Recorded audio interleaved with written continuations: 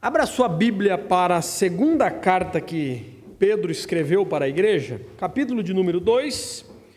Nós estamos estudando esse trecho e hoje continuaremos. Recapitulando um pouquinho, eu comecei o capítulo 2 domingo passado, e esse capítulo 2 vai falar a respeito dos falsos mestres. E no domingo passado eu trabalhei de uma forma mais introdutória a respeito desses falsos mestres e as suas heresias, trabalhando a questão do que é heresia. Heresia significa uma mentira que é adotada, que é escolhida, que é acatada em detrimento da verdade. E heresia é um erro. Mas nem todo erro é uma heresia. Eu trabalhei isso domingo passado, deixe-me dizer isso em 30 segundos. Tá? A heresia é um erro que se choca com uma verdade absoluta da palavra de Deus de forma excludente. Não tem como coabitar, existir e caminhar essa verdade definida, clara, solidificada pela palavra de Deus e este erro teológico, esse erro de ensino, essa mentira. Então é uma heresia. Por exemplo, não tem como o pecador ser salvo ao confiar em Jesus e confiar nas boas obras. Isso é uma heresia. Salvação não se adquire, não se obtém através da prática de boas obras. Salvação não é concedida pela fidelidade do adepto à denominação fulana das quantas. Isso é uma heresia. Não subsiste, não coabita no mesmo espaço a verdade da palavra de Deus, que a salvação é para todo aquele que crê, e a salvação é apenas pela fé em Jesus Cristo, junto com qualquer outro adendo a isso. Isso é uma heresia. Porém, existe o que é um erro teológico, um erro doutrinário, sem ser uma heresia. Também expliquei isso no domingo passado.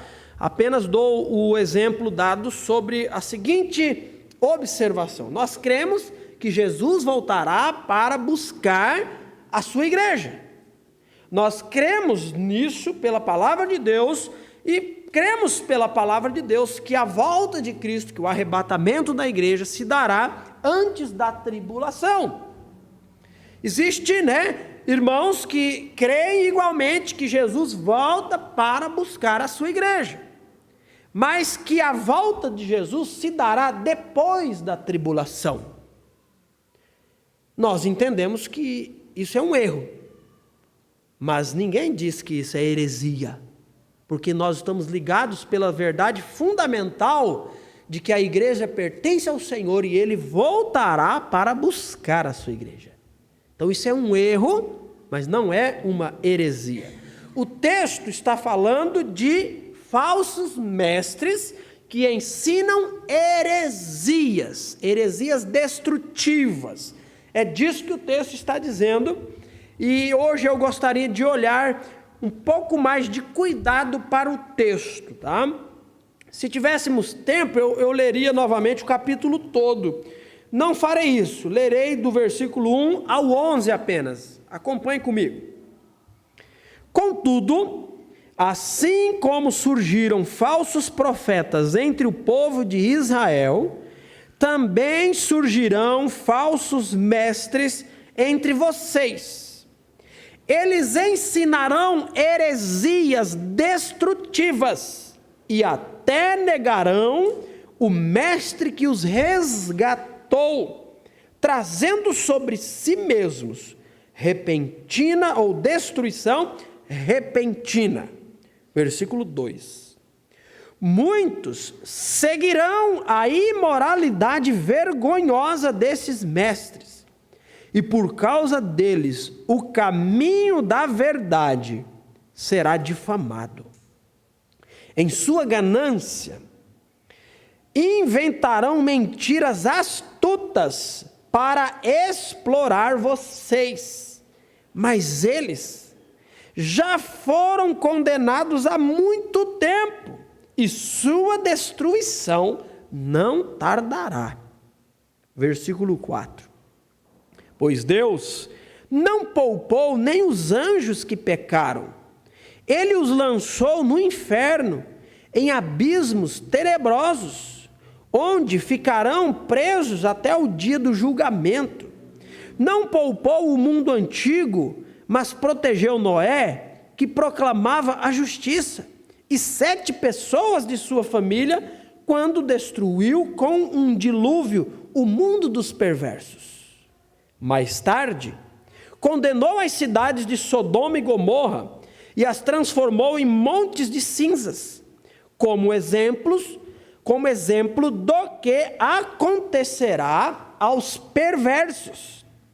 Em contrapartida, resgatou Ló, tirando de Sodoma, por ser ele um homem justo, afligido com a vergonhosa imoralidade dos perversos ao seu redor.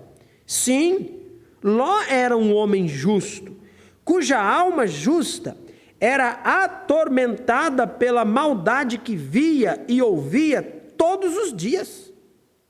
Vemos, portanto, que o Senhor sabe resgatar das provações os que lhe são devotos, e ao mesmo tempo manter perversos sob castigo até o dia do julgamento. Ele é particularmente severo com aqueles que seguem desejos e instintos distorcidos e desprezam a autoridade. Tais indivíduos são orgulhosos e arrogantes e atrevem-se até a zombar de seres sobrenaturais. Já os anjos, muito maiores em poder e em força, não ousam apresentar diante do Senhor alguma acusação de blasfêmia contra esses seres. Irmãos, eu vou parar aqui e dentro do tempo que nós temos, vamos avançando, né? Onde parar, domingo que vem a gente continua sem dificuldade nenhuma. Vamos nesse momento orar, pedindo que o Senhor nos abençoe. Pai, mais uma vez nos dirigimos a Ti, ó Deus, para agradecê-lo e para pedir. Nosso pedido é específico, ó Pai. Nosso pedido é para que o Teu Espírito Santo venha abrir o nosso entendimento para a Tua palavra. O nosso pedido, ó Deus, é para que o Senhor torne a Tua palavra clara mediante a explicação. O nosso pedido é que o Senhor nos edifique, nos exorte e nos fortaleça pelo ensino da Tua palavra. Da mesma forma, nós pedimos isso pelo ensino da Tua palavra com as crianças agora. Que o Senhor abençoe a professora. Que o Senhor dê clareza e entendimento a essas crianças e que essa palavra possa edificá-las também. Nós oramos agradecidos no nome de Jesus. Amém.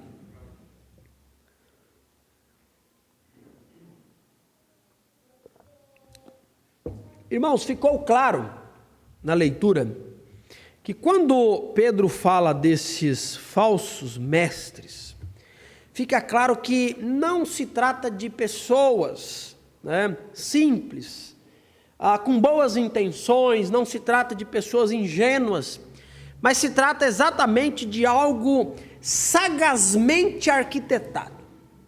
O falso mestre é como que, sendo alguém extremamente habilidoso, é como que uma víbora que se camufla pela areia, a ponto de ser imperceptível, esperando o momento certo para dar o bote. Nós observamos no texto que esses homens ensinam heresias astutamente elaboradas. É algo tecnicamente convincente. Ninguém apresenta, os malucos que surgiram na história dizendo coisas absurdas, até quem não tem o temor, até quem não tem o discernimento do Senhor, olha para aquilo e diz, lá vai um doido varrido. Lá vai alguém abertamente contrário. Lembra daquele Henri Cristo, né? Aquele homem que surgiu e eu sou Jesus e não sei o que, e orava isso e aquilo. Motivo de deboche, até para quem não tem temor do Senhor. Esse homem é Jesus, coisa nenhuma. O que Pedro está falando não é desse tipo de gente. O que Pedro está falando é de gente habilidosa, é de gente sagaz, é de pessoas astutas cujos ensinamentos é algo pervertido a ponto de enganar os fiéis. São homens que ensinam de forma habilidosa, mas ensinam heresias e heresias destrutivas. Só que algo interessante nos é apontado por Pedro, ao falar sobre esses homens, ao dizer o seguinte, né? O versículo de número 1, lá pela metade do versículo, diz assim, ó, eles ensinarão, olha lá, a quarta linha, final da quarta linha ali na projeção, eles ensinarão astutamente heresias destrutivas, ok? Acabei de falar sobre isso, mas preste atenção na sequência de algo importante. E até negarão o mestre que os resgatou. Eu peço, Gabriel, que você projete na atualizada agora esse versículo, porque a atualizada apresenta para nós sobre o que eles estão negando, né? Enquanto a NVT diz, negarão o mestre. A atualizada vai nos dizer o seguinte, né? Olha lá, introduzirão dissimuladamente heresias destruidoras e até ao ponto de negarem o soberano Senhor que os resgatou. Ok, pode voltar agora, né? Atualizado diz, negando o soberano Senhor que os resgatou. A NVT diz, negando o mestre que os resgatou. Pedro usa aqui, irmãos, uma expressão pouco usada no Novo Testamento. Pedro, ele faz menção de algo sobre o soberano Senhor, ou sobre o mestre, né, apresentado pela versão NVT, como aquele que tem autoridade absoluta. Nos textos onde essa expressão, essa palavra aparece no Novo Testamento, quando se refere a uma pessoa, está dizendo que ela tem sobre aquela situação autoridade absoluta. Ou quando o texto se dirige a Deus falando de sua autoridade absoluta. Então, qual que é o ponto aqui importante, mas que às vezes passa desapercebido, né, para nós? É que os falsos mestres, eles esbarram em um problema doutrinário. Eles têm dificuldade com a doutrina intitulada de o senhorio de Cristo. Os falsos mestres não só ensinam doutrinas destrutivas, como eles mesmos não submetem a própria vida à autoridade absoluta do Senhor. Percebe aqui? E é exatamente esse um ponto importante que nós precisamos, como igreja, resgatar dentro dos nossos ensinos, porque a igreja atual tem perdido. A igreja atual tem deixado de falar, de bater nessa tecla, de que Jesus Cristo, Ele não é apenas salvador de pecadores que creem. Jesus Cristo, Ele é salvador e Ele é Senhor. O John MacArthur escreveu um livro intitulado, né, O Evangelho segundo Jesus, no qual ele vai desenvolver a verdade da clareza da palavra de Deus sobre salvação pelo senhorio de Cristo. Jesus Cristo não é salvador onde ele não possa ser Senhor. E ele recebeu muita crítica, viu? Ele recebeu muita paulada quanto, isso é uma posição um tanto exagerada. Por quê? Porque a igreja atual tem simpatizado com um problema que vem de falsos mestres, cujas vidas julgam ter a salvação em Cristo Jesus, e eu expliquei domingo passado, né? Aqui o texto diz que eles negarão o senhorio de Cristo, né, do Cristo que os resgatou. Mas o ponto aqui não é para falar de verdadeira conversão, verdadeira salvação, mas do simpatizar com as verdades da fé. Eles julgam ser salvos, mas o próprio texto, hoje eu não li, né?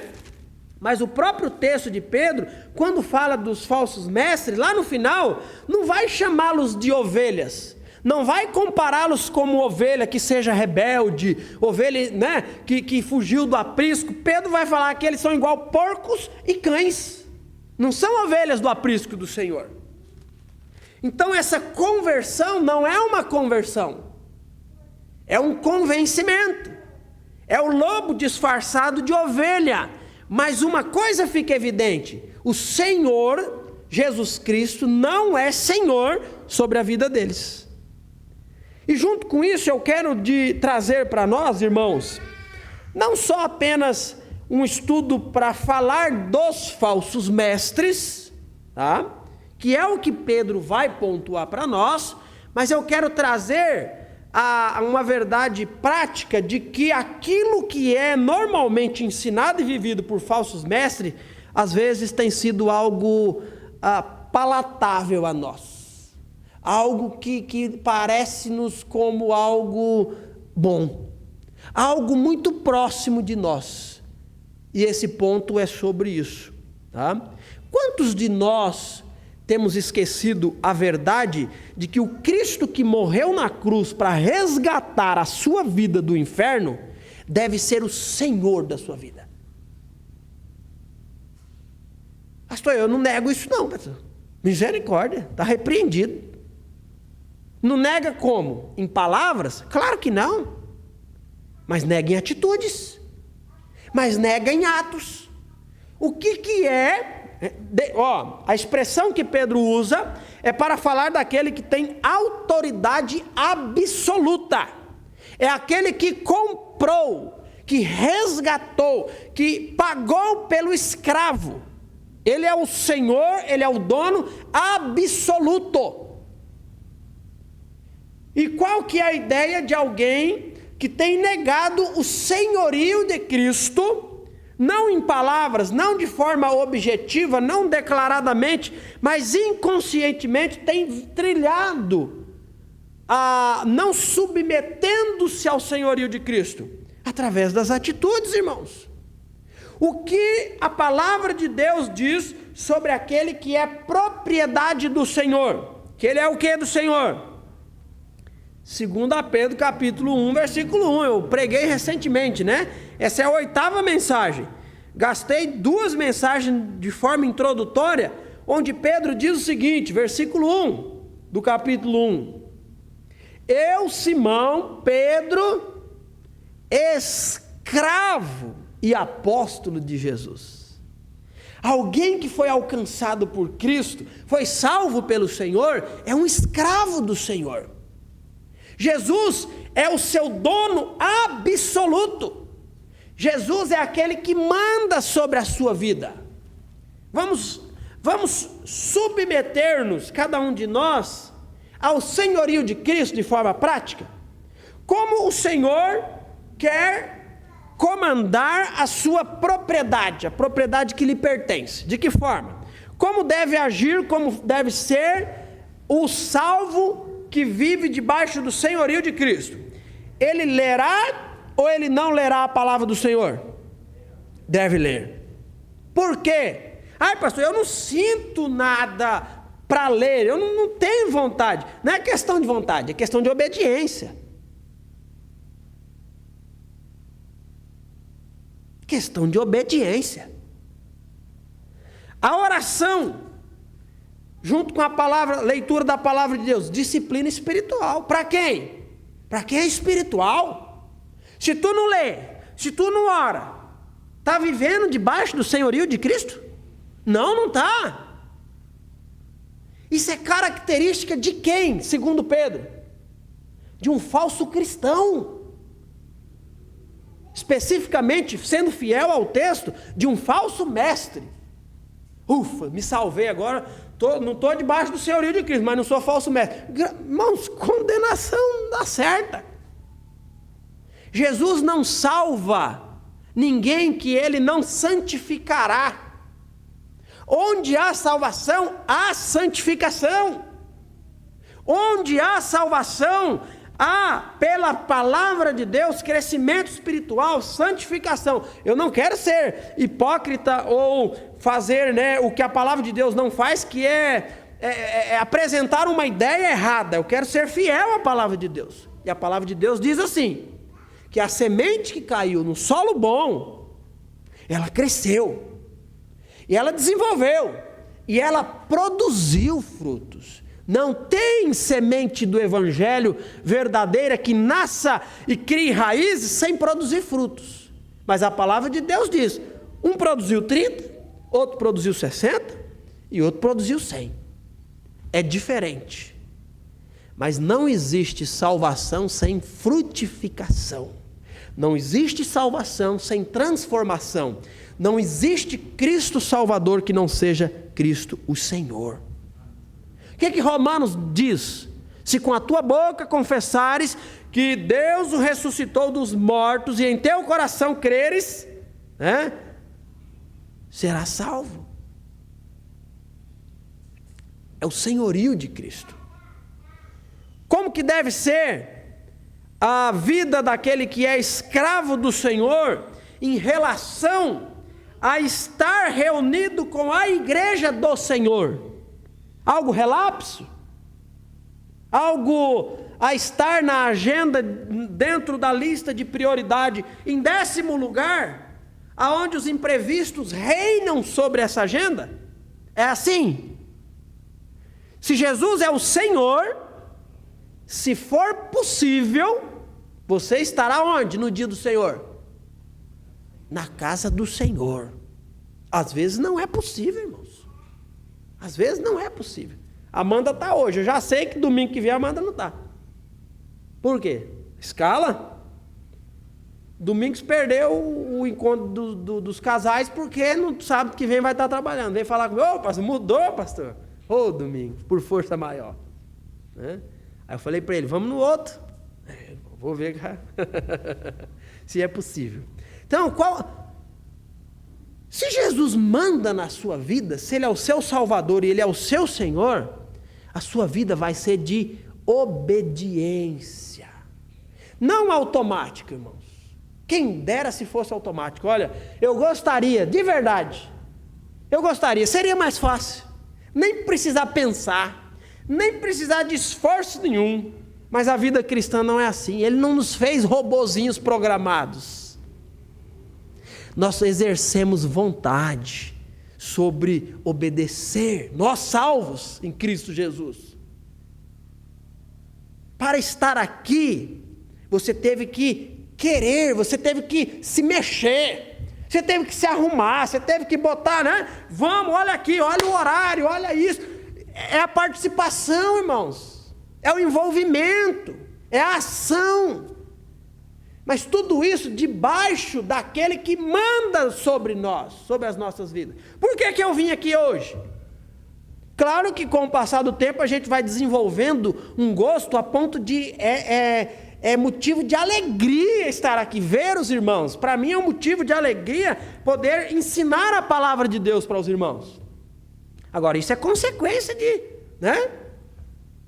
É tão real que as poucas vezes em que eu não consegui estar na igreja, eu me recordo uma vez, Suzana ficou internada e tal, mas que semana bagunçada, porque parece que tudo se organiza a partir de estar aqui no domingo. É a coisa mais estranha do mundo, não vir, não estar. Ok. Mas como seria bom se fosse automático? Se fosse, não vou nem me esforçar, não vou nem pensar. Mas não é assim. Tem que se mexer. Tem que querer sair antes para chegar na hora. Tem que querer estar aqui. Tem que vir arrastando de repente a perna que está doendo, né, Roberto? Tem que descer o morro com dor, com frio, com chuva. Irmãos, mas por que nós fazemos isso? Porque Ele manda. E Ele pode. E eu obedeço. Nem sempre eu quero. Nem sempre. É alegria? É alegria. É bacana? É bacana. Hoje mesmo, um pouquinho antes do horário do EBD, eu corri lá em casa para tomar um remédio, que a cabeça estava... A dor rápida veio aqui. Mas estou aqui por quê? Porque Ele manda eu estar aqui. Como que me relaciono a respeito das minhas contribuições? Faz por quê? Porque sobra. Ah, não sobra mesmo. Faz por quê? Faz porque quero. Nem sempre. Não. Eu faço porque Ele manda fazer. Eu faço porque é expressão de gratidão, de adoração a um Deus que é dono de tudo que eu sou e de tudo que eu tenho. E Ele não precisa do que eu posso dar, mas eu preciso dar. Obediência. E aí trabalho sim para que ao fazer isso, faça com alegria. Faça com desprendimento, faça com regularidade, com pontualidade. Por quê? Porque o livro que orienta a nossa vida diz para fazer. Os falsos mestres não se submetem à autoridade do Cristo que manda. Então talvez nós não temos problemas, né, com falso mestre entre nós. Mas às vezes nós temos que nos atentar. Porque aquilo que é característica na vida deles pode facilmente estar sendo característica nas nossas vidas. E está tudo bem. Não está tudo bem. Pedro está pontuando muito mais do que para identificarmos alguém que é um falso mestre. Mas observe a sua própria vida. O que é que Pedro diz mais aí? Vamos avançar aqui. Pedro fala que sobre eles virá destruição repentina. O que ele se refere aqui? A própria morte. Pode vir a qualquer momento sobre ele destruição. Pedro vai falar dos falsos mestres e vai dar uma característica para nós, falando que a vida deles é uma vida imoral. Falsos mestres não se submetem ao senhorio de Cristo e a vida deles é uma vida imoral. É sempre voltada para isso, é sempre ligada a isso, é sempre, né, algo que os coloca nessa direção. Séculos atrás, lá no início da igreja, surgiu um grupo, né, que até ganhar realmente corpo e definição a coisa, caminhou por muito tempo, mas eram os gnósticos, o gnosticismo. E o gnosticismo dizia o seguinte, né? Os mestres do gnosticismo diziam assim, né? Que existia 3 classes de pessoas. Existia aquele mero mortal que estava ligado e voltado apenas para as coisas materiais. Então ele vivia para aquilo. Parece que só enxergava aquilo, parece que só buscava aquilo. Né? A gente vê isso, né? A gente vê isso. Não que eu estou dizendo que eles estão certos no restante, mas sim, tem pessoas que parece que tudo é um materialismo. Aí eles diziam assim, que existia uma outra classe de pessoas, os cristãos. E os cristãos, eles de certa forma já tinham, né, uma conexão com Deus, com as coisas espirituais, mas tinham os gnósticos, de gnose, de conhecimento, eles estavam, né, eles eram uma terceira categoria de pessoas que eles não eram corrompidos pela materialidade, eles estavam acima disso, e eles não eram contaminados pelas coisas desse mundo. E eles podiam vivenciar esse mundo, que eles não seriam contaminados, porque por essência, eles tinham a gnose, eles tinham conhecimento. Sabe como que era a vida desse pessoal? Na lama da promiscuidade do pecado. Que eles viviam ali achando que aquilo não os afetava. Então mergulhava na podridão da sensualidade, da prostituição. Eles viviam em um verdadeiro chiqueiro. O que Pedro está dizendo para nós? Que isso é característica de falso mestre. A vida imoral. A vida voltada para a sensualidade. Deixa eu me dar uma ilustração rápida aqui. Eu não quero, né, usar o texto bíblico para sair pontuando o que poderia chamar de falso mestre ou não. Não é esse o objetivo, é explicar o texto. Mas eu me recordo que, né, num passado, principalmente nos anos 90, não me recordo de lembrança daquela época, mas agora, né? Mas nos anos 90...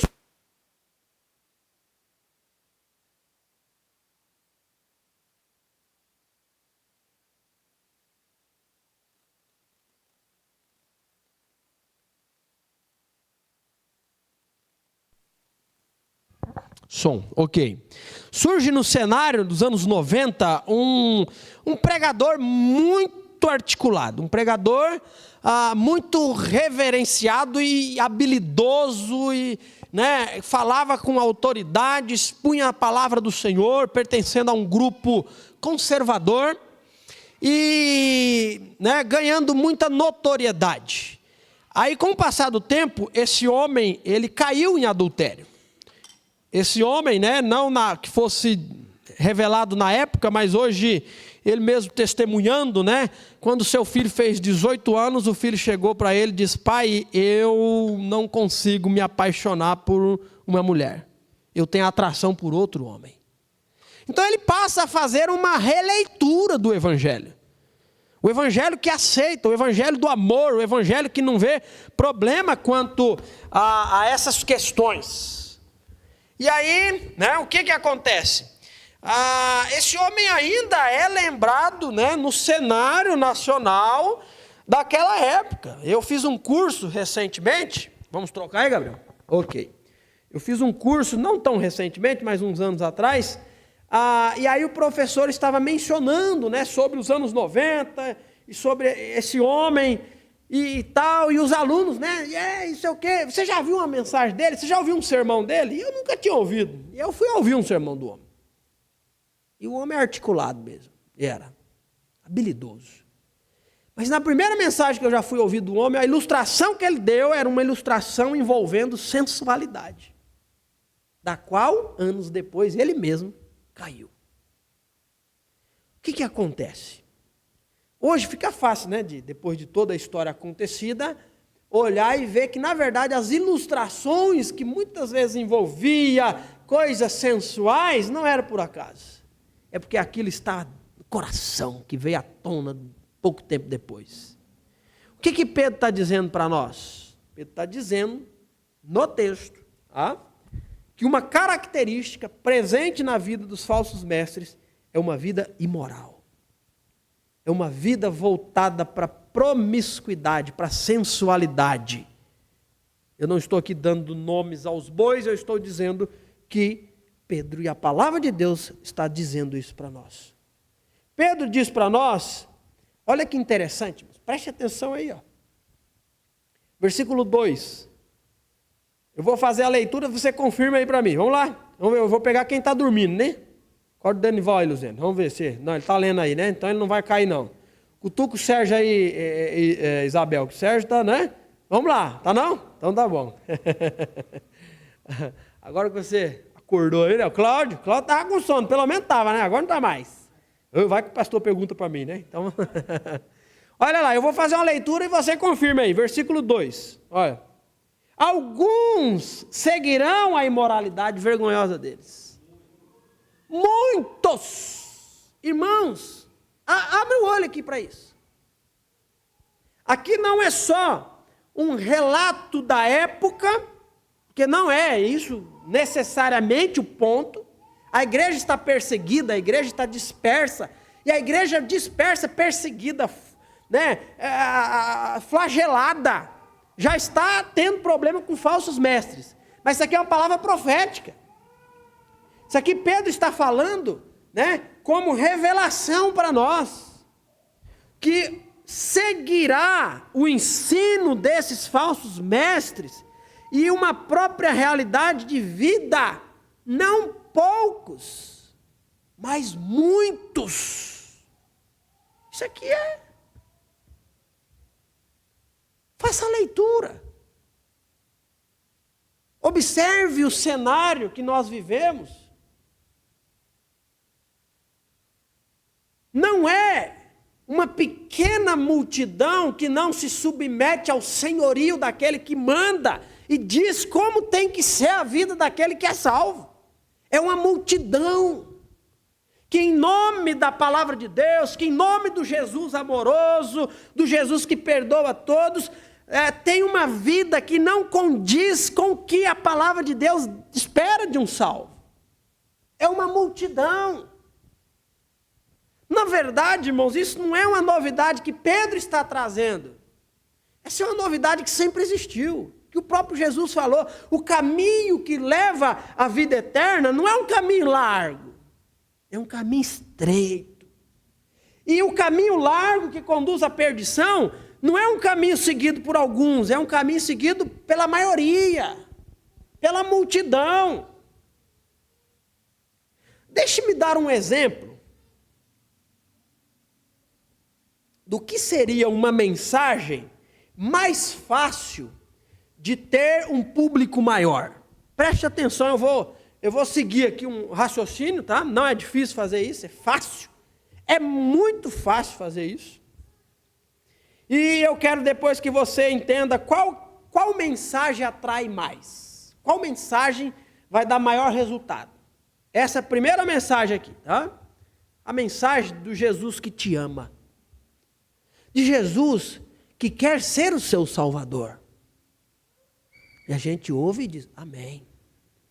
A mensagem, né, de que aquele que o aceitar terá a sua vida dirigida, né, pelo Senhor do universo. Esse Senhor levou sobre si todas as nossas enfermidades. Isaías diz isso. Esse Senhor, Ele quer curar você. Ele quer botar um fim no seu sofrimento. Porque Ele é poderoso para isso, e sobre a cruz do Calvário foi colocado sobre Ele todas as nossas enfermidades. Jesus quer mudar a sua história. Jesus conhece, sabe quão difícil tem sido a sua realidade. Quer ver eu te pegar agora? Se de repente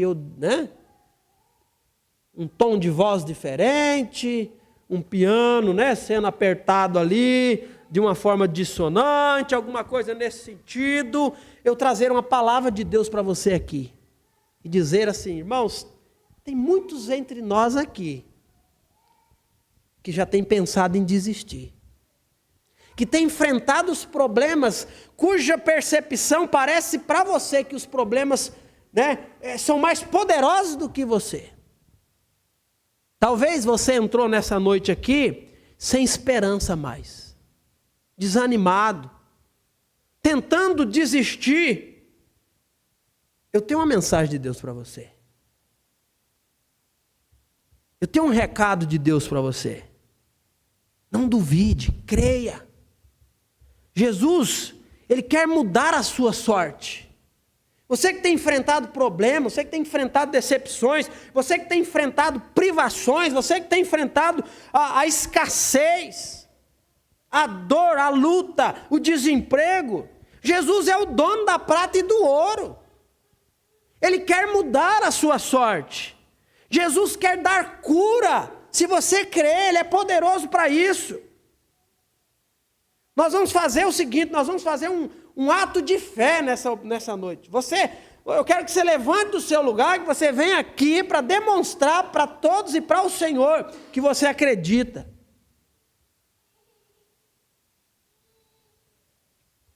O Senhor quer honrar o seu ato de fé.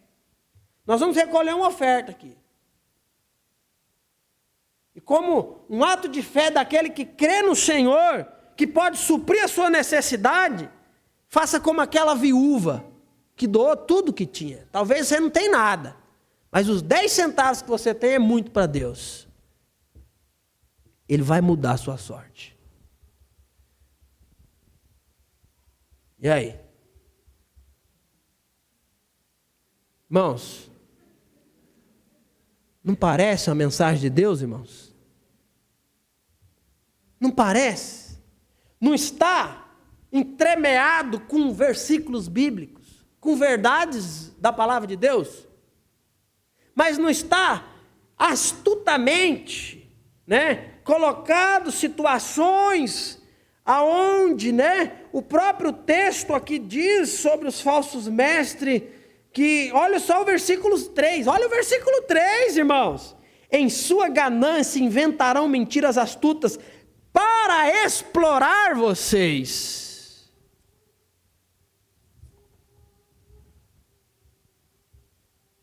Se eu começasse a falar isso daqui, esses bancos vazios aqui, não tem dúvida, vai encher. É o Cristo que cura, é o Cristo que dá riqueza, é o Cristo que faz levantar. Está duvidando que ele faz, pastor? Agora, olha só a mensagem que é pregada todo domingo aqui. Vê se ela atrai. Irmãos, as nossas vidas devem ser vividas para a glória de Deus. Isso começa quando você, pecador, arrepende dos seus pecados, confessa Jesus, crê em Jesus Cristo, e Ele te dá como presente a salvação pela fé, apenas em Jesus. E a vida daquele que crê deve ser uma vida cuja realidade está pautada num Cristo que é Senhor. Nós somos escravos de Jesus. Salvos em Cristo Jesus, nós estamos caminhando com o Senhor o caminho da santificação. Cada dia, pela palavra de Deus, eu abandono a prática do pecado, eu digo não para as inclinações da carne, eu digo sim para aquilo que Deus deseja, para o fruto do Espírito. Tem um compromisso com santidade. Reprima a preguiça. Reprima, mentira é pecado. Falsidade não agrada o Senhor. Nós devemos amar a Deus sobre todas as coisas e nós devemos amar o próximo como a nós mesmos. Ame o seu inimigo. Faça o bem para quem te faz o mal. Honre os seus compromissos. Crente que dá calote nos outros, crente que não paga as suas dívidas, ele está pecando contra o Senhor. Volte domingo que vem aqui, tá? Não atrai, irmãos.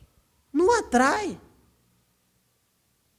Na verdade, não é volte no sentido se você quiser. Não, se você pertence ao Senhor, você tem que estar aqui domingo que vem. Ah, não. Percebe aqui, irmãos, que nós temos vivido uma realidade de falsos ensinos e falsos mestres tão avassaladora. Essa semana eu ouvi um podcast e o pastor disse o seguinte, sem titubear, o pastor disse, o maior campo missionário no Brasil é dentro do mundo gospel. O maior campo a qual precisamos evangelizar é dentro do que é chamado igreja hoje. Quantas pessoas enganadas, quantas pessoas que seguindo uma coisa ou outra que é proposta aí, sequer sabe a respeito da salvação em Cristo Jesus. Quando que você nasceu de novo? O quê? Como é que é? Quando que você pertence ao Senhor? Não, pastor, teve um dia que eu estava passando por um problema, alguém orou sobre mim, eu tive uma libertação, tal. Ok, mas e a sua salvação? Se você morrer hoje, você tem certeza que estará com Jesus? Sim, eu tenho. Segunda pergunta para você. Morrendo hoje e se apresentando diante de Jesus no céu, o Cristo Salvador, o dono do céu, vem na porta do céu e pergunta para você, fulano, por qual motivo, por qual razão eu devo deixar você entrar aqui no meu céu e morar eternamente aqui comigo?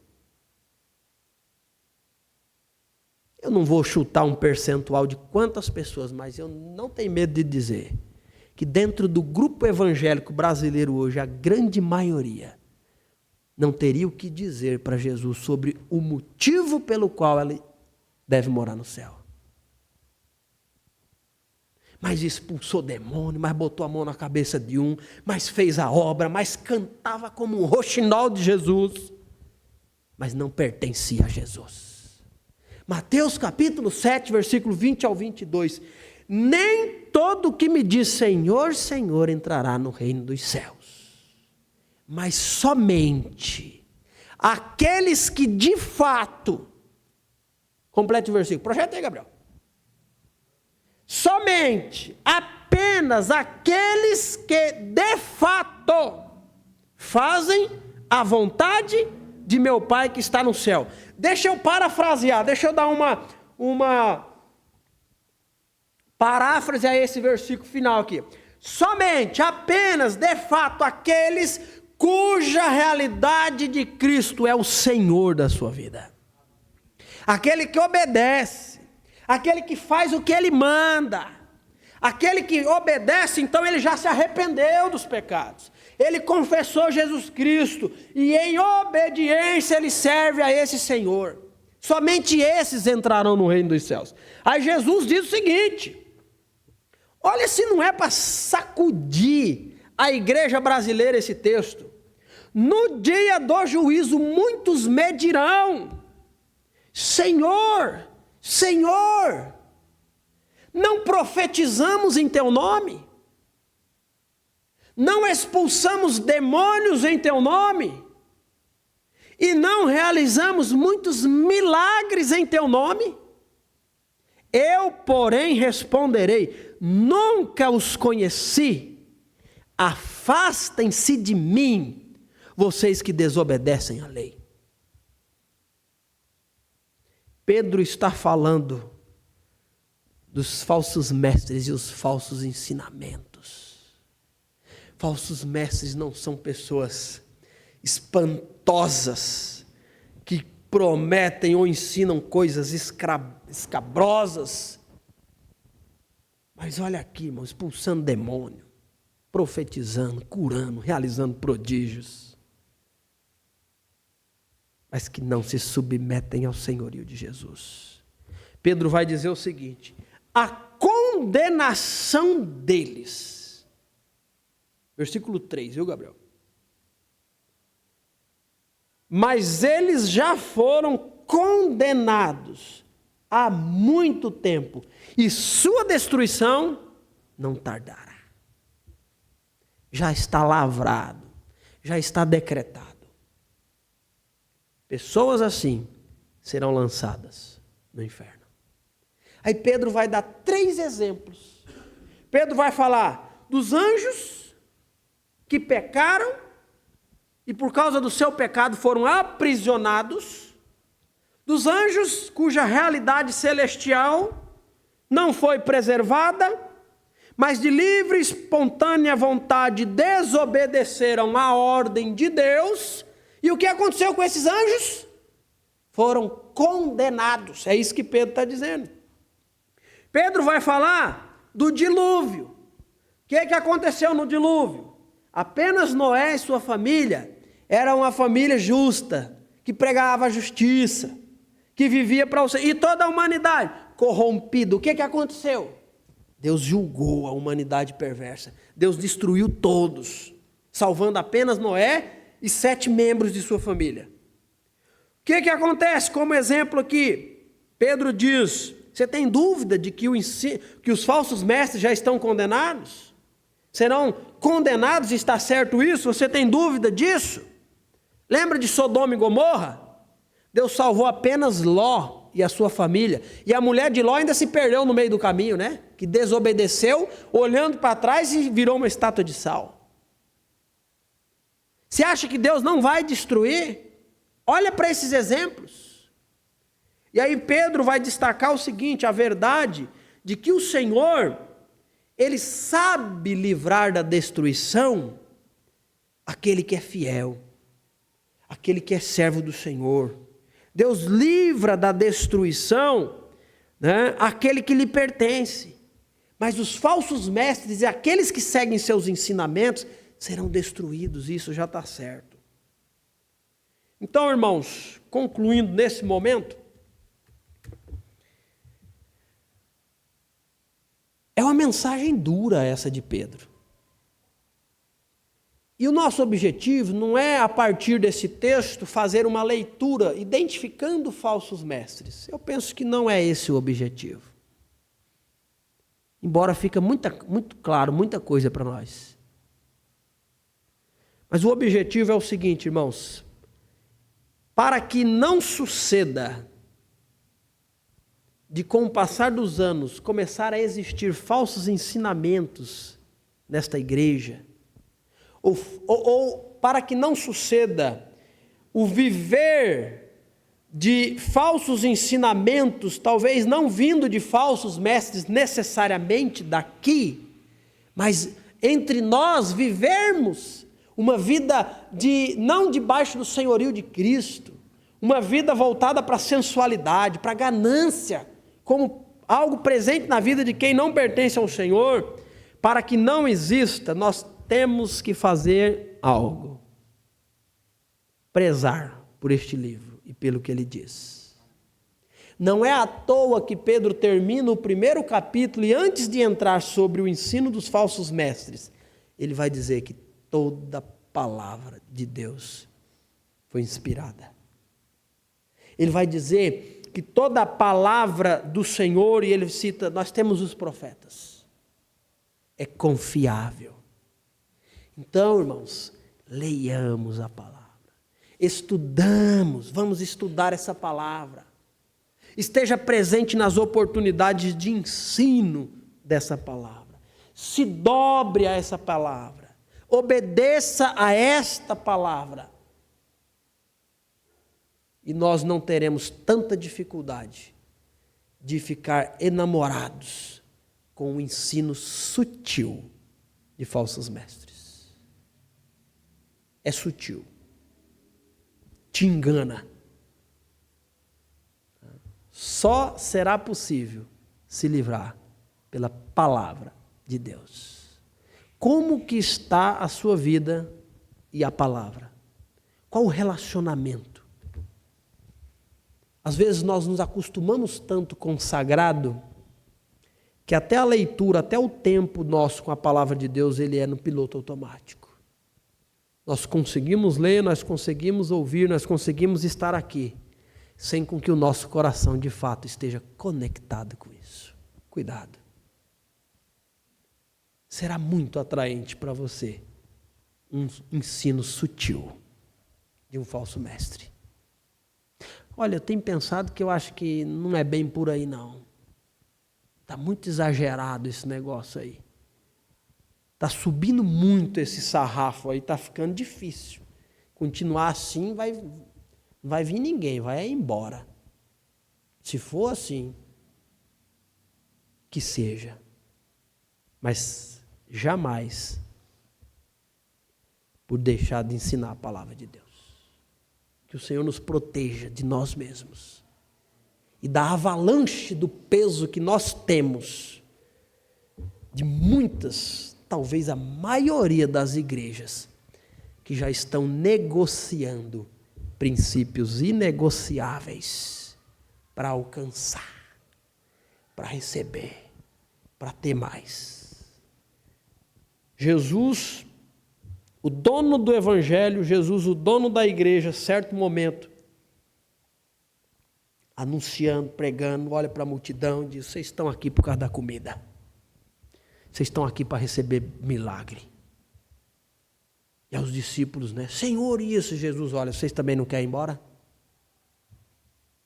E aí Pedro diz, né? Pedro que errava bastante, acertava bastante. Pedro diz: Senhor, para quem nós iremos? Se só tu tens as palavras de vida eterna. Que seja pela palavra do Senhor o seu ligamento com a igreja do Senhor. Vamos orar. Pai, te louvamos, te exaltamos e te agradecemos, ó Deus. Nos fortaleça, Pai. Nós não somos capazes, ó Deus, de pela nossa razão, pela nossa inteligência, pela nossa força, lidar com o falso ensino, lidar com a mentira. A mentira astuta e sagaz foi algo que já esteve presente no reino celestial. A mentira teve a sua eficácia no Éden, quando tinha duas pessoas desse mundo. A sagacidade de um falso mestre levou Adão e Eva a desobedecer o Senhor. Nós não podemos, ó Pai. Nós não temos capacidade de filtrar isso e estabelecer o que é verdade e o que é mentira. Nós vamos cair, Senhor. Por nós mesmos, nós vamos cair. Mas nós te louvamos, nós te exaltamos, nós te glorificamos, porque o Senhor deixou a sua palavra. O Senhor já nos alertou. O Senhor já estabeleceu o que é verdade na tua palavra. E tudo que não se enquadra, o resto, é mentira. Nos livra da mentira, Senhor. E o Senhor também já determinou a forma como fará isso, que é firmar os nossos pés sobre a verdade da tua palavra. Então nos ajude, Senhor. Nos ajude a ler, é o que nós precisamos. Nos ajude a estudar. E o Senhor provê o Espírito Santo, que é quem abre o nosso entendimento. Então nós te louvamos por isso. Nos capacite, nos dê desejo, vontade, força, para vivermos o que o Senhor já estabeleceu. E sermos livres da heresia, da mentira, da falsidade. Nós te louvamos e pedimos no nome de Jesus. Amém.